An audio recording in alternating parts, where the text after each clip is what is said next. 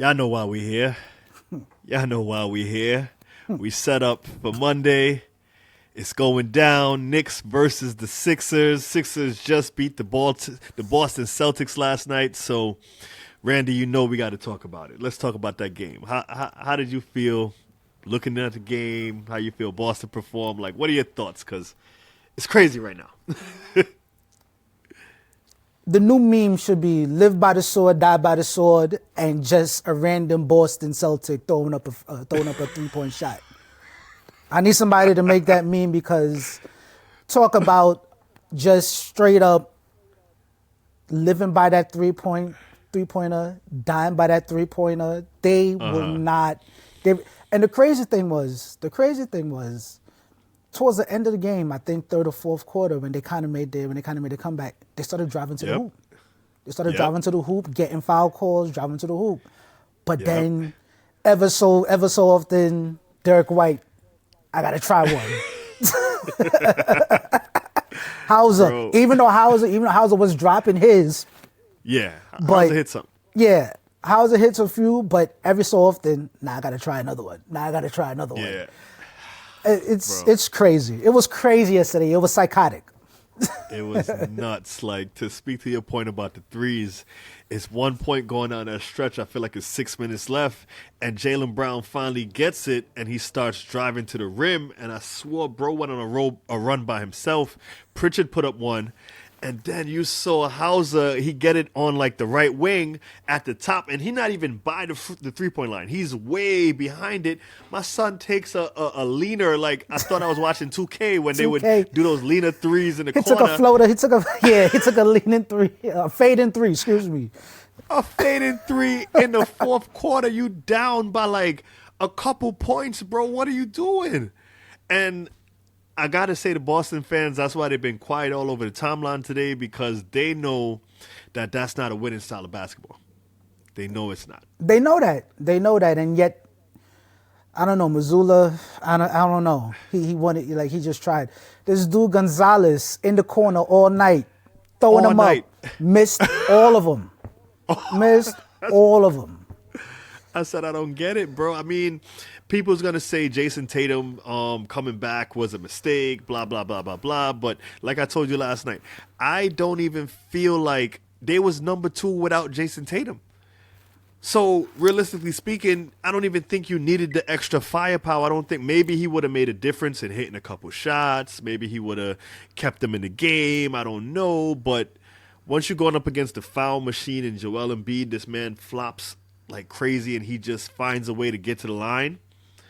I say, hey, it was inevitable. It was inevitable. It's crazy. Joel Embiid, they had no answer for him. They had no answer. Whether it was being baited by fouls, he was too big for anyone that was guarding him. It just didn't work out the way that they needed it to. And Jason Tatum, listen, he definitely would have made a difference in the game. They probably would have still lost this series. We don't know, but yes, I feel so. Yeah, just Boston. I don't know. Boston choke. Yeah, the Boston first time choke. in their franchise history they go down 3-1. I mean, blow a 3-1 lead. Yeah, blow a 3-1 lead. Yeah. I said it before and I say it again. I told people all year I'm not scared of Boston, and people looked at me like I was crazy. I said the New York Knicks are not afraid of the Boston Celtics, and this was the reason. I just didn't think that they would go cold so early in the playoffs. I thought it would be later on. They would run out of gas. But it is what it is, man. A shout out to them. They go home early. I knew that they wasn't going to make it, and I hate to be one of those people that said I told you so, but I told people Boston ain't legit. Yeah, so last night was bittersweet because as a New York fan, you never want to see Boston win. However, just realizing their state of play and how they don't adjust, it was bittersweet because I would have liked to see them in the second round, because I feel like even if they had a good game and they hit all their threes, I feel like that style of play is beatable, is very beatable, and it probably would have been an easier matchup for New York. And I know I might get flamed in the comments for that, but at the end of the day, while they were number 2, we had Boston's number. We knew exactly what they were going to do, how they were going to do it. We didn't know the status of Jason Tatum past last night. He could have been out for 2 or 3 more games. We don't know. Facts. Yeah, so it's bittersweet because I would have liked to have seen them more. Not to say that I'm afraid of Philly, but Philly is a wild card to us, and that's the whole Joel Embiid factor. Now, we do have a better lineup, a better team to combat that. I feel like we have size in Mitch and Cat that can kind of hold Embiid down and force everyone else to play. But like I said last night, we got big bro, little bro on the floor. All right? We got Edgecombe and we got Maxey that are some dangerous dudes. They some dogs. They some dogs, bro. They some dogs. But to speak to that point, I, as a New York Knicks fan, am not concerned about the 76ers whatsoever. Got you. Do I feel like I'm going to go out on a limb? I feel like it's going 6. I know they will win some games. They are not a bum team. But let me tell you why I'm a little bit extra confident in the Knicks. Number 1, we have Joel Embiid, like you said, and we have Paul George. Paul George showed flashes of brilliance last night. Flashes. Playoff P. Playoff P was in full effect last night. I'm not even going to hold you. But we see going down the stretch, and I think this is one of the biggest mistakes that the 76ers did, and I believe that it's because of a superstar ego thing. When they was going down the stretch of that game, they went to Joel Embiid every time. And now, granted, it's a mismatch. Lead. And they lost that lead. It evaporated. And that's the weakness in the 76ers. That is their sole weakness. They go to Embiid. You have Tyrese Maxey and you have VJ Edgecombe. They should have finished out that game. He should have went on a run. Give it to Maxey every time. Let him go downhill.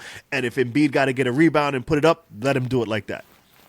But they didn't go to him. You seen who really closed the game was Tyrese Maxey because he got like those last 2 buckets where he got fed up and he said, I'm going to the Baja, and he did his thing. But I feel like the Knicks, we do have a tough hill against us. I'm not going to say they're a cakewalk. With Joel Embiid getting all those fouls that he gets, they're going to get a game or 2. They're a talented squad. I'm not even going to lie to you. Yeah, because there was a stretch where they went like 4 or 5 runs where they went straight to Embiid. They totally ignored everyone else on the team. Everyone else. And Boston was able to come back, and me and you were sitting like, what are they doing? What are they doing? I thought it was a script. I thought it was a script, bro. The fix was in last night. Well, like, what is going on? Absolutely. I ain't gonna lie to you, bro. No, go ahead, yeah. Go ahead. No, Joel Embiid is hurt too. I was just about to bring that up. Yeah. We saw him on the floor stretching. His knee got banged up like 3-5 times in the game last night. He is hurting. I mean, listen, for Philly fans, give it up to that man. I will say that because he put his body on the line for y'all. He always has. Yeah. Even though I, as a Knicks fan, even some Philly fans has trashed him throughout the years because, again, the process still isn't complete yet, and I don't think it's ever going to complete. But he does put his body on the line. He can play dirty for y'all when he's ready, as we've seen multiple times. 100%. 100%. And he's a master flopper that can get to the line whenever he needs to. But you guys, and I'm talking Philly fans, you guys got a 1-2 punch in that back court. Yeah. And my only issue with that back court from a New York standpoint is Jalen Brunson has to guard at least one of them. And that's going to be tough. That's going to be tough. Yeah. I'd rather have him on Edgecombe.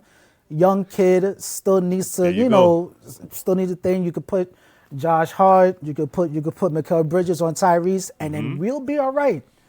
We can be all right. If you ask me, I do have the Knicks in the next series, and that's just not because of course, why. But again, just matchup-wise, I think we do matchup well, and I feel like our bench is a lot stronger than theirs, so that should come into play. But it's not going to be a cakewalk. The bench too. It's not. I'm glad you bring up the bench, bro, because the Knicks, we could go at least 7 or 8 deep. 8 deep, definitely. Last night alone, you saw they only went 6 deep. As far as Grimes, and that's it. That was it. We can lock up every single one of them.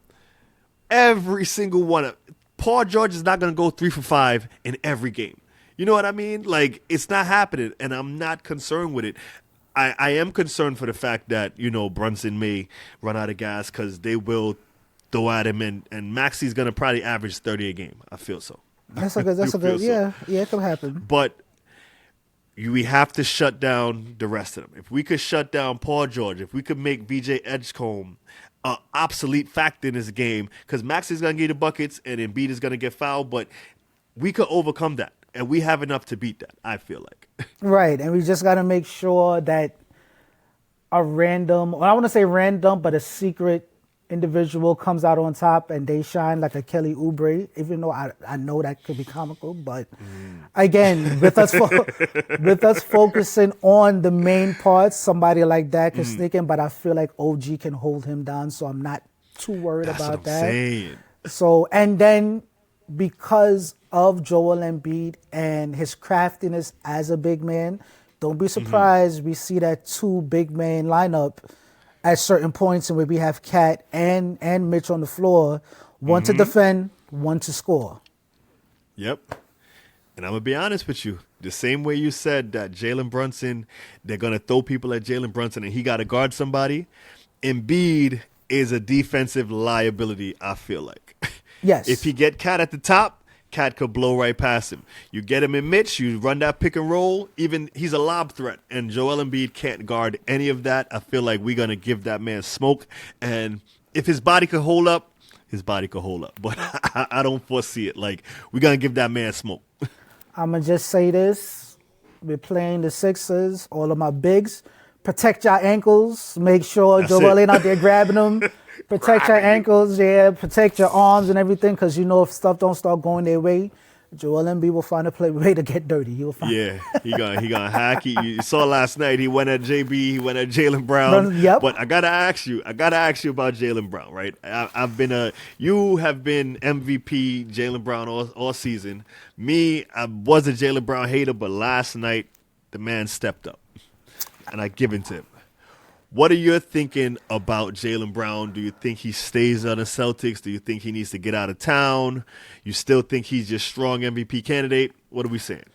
Because of what he was able to do throughout the season, I still think he should be a strong MVP candidate. More than likely, I know he's not going to win it, but he earned his way into the conversation. When it comes to next season, no need to get all hasty yet. Tatum and Brown did not get a chance to play an entire season together. Tatum came in toward the back end. They need to add more pieces to that team. If that cannot happen next season, and where I feel like they need a point guard. They need a point guard on that team to facilitate the offense on that team. Handle the ball. While I do like what's the kid name from last night? Cater. I like Cater, their center. Yeah. I like Cater. He dirty work, goes in there. He could get you a block. He could get you some defensive stops in the paint.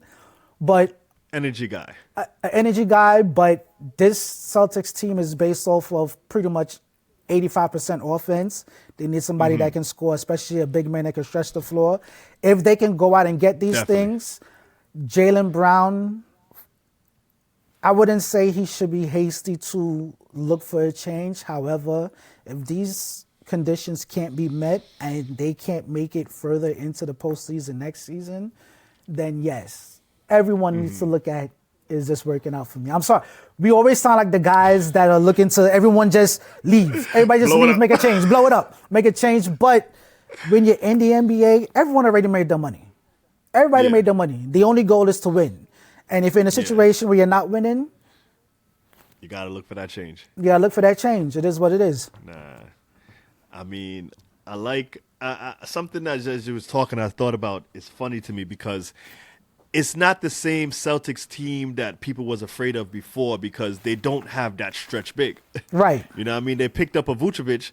I don't even think he was playing last night. No, he did not. So it's like you're missing that Al Horford. You're really missing that KP present, those glue guys who come in. They really miss Drew Holiday to me, if I'm honest with you. Absolutely.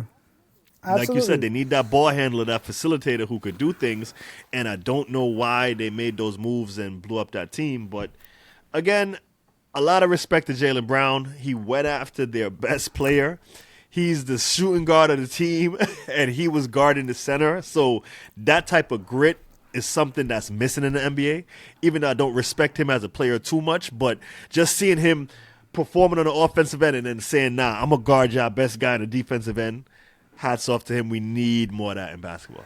We need more of that. And here's something that I'm now looking at Vucevic as you bring him up. You know, I wasn't too sure whether or not he was injured, and he didn't play. That was a coach's decision.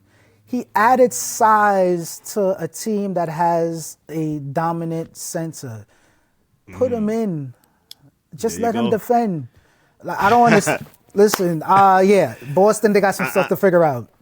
I think we know who's the problem, and it starts at the head coach. I think that's the main problem because you're never going to win shooting all those threes. Never. You're never going to win. Never. And then the fact he didn't make no adjustments is like, damn. So I see why we could say we wanted the Celtics, but to do this to Philly when we're going to crush Philly's feelings, I'm feeling that right now. That's where we're going with it.